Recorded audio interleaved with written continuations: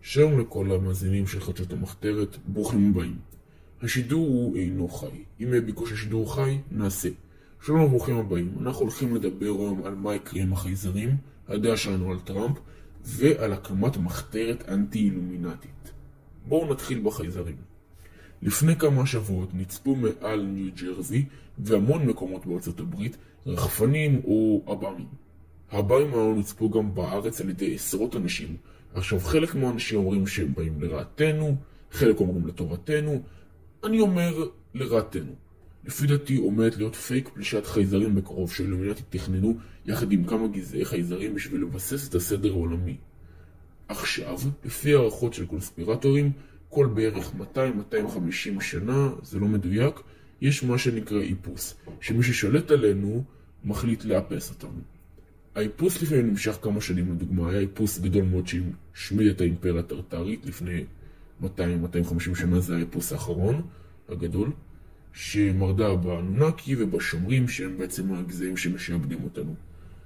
הסיבה זה גם כי מרדו וגם כי הייתה להם אנרגיה חופשית, מה שבעצם נתן להם, אתם יודעים, חופש, אנרגיה שהיא חופשית ויכולת לעשות כל דבר באופן חופשי, פחות או יותר. ככה. היו עוד כל מיני איפוסים במהלך השנים, קטנים יותר, ולנו האיפוסים הקטנים הם נראים מאוד גדולים, אבל יחסית לאיפוס הזה, האחרון, הוא היה סדר גודל ענק של להשמיד אימפריה שלמה ולהרוס הכל. זה היה משהו מטורף, אוקיי? עכשיו רוב האנשים כנראה הולכים לכעוס עליי, אבל האיפוסים האלה היו בעצם מלחמת העולם הראשונה והשנייה.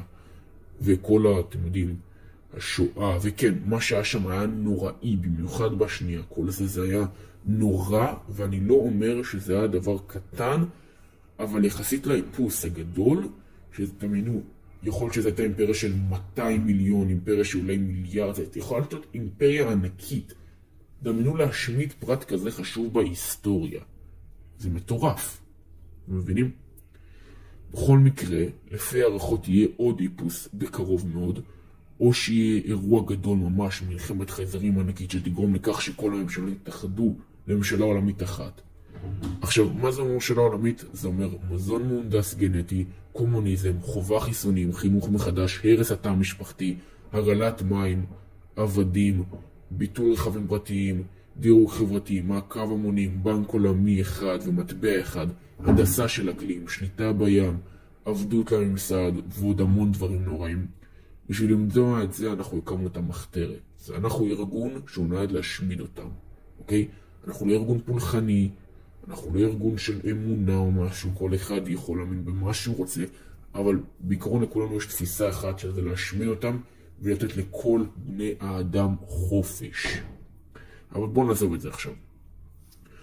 בגלל שלפי דעתי אני מעדיף איפוס, הסיבה זה כי הרבה יותר קשה להתמודד עם ממשלה עולמית אחת, כי עוקבים אחרינו בכל מקום, אין דרך לחופש, אין דרך לפרטיות ויהיה מאוד קשה.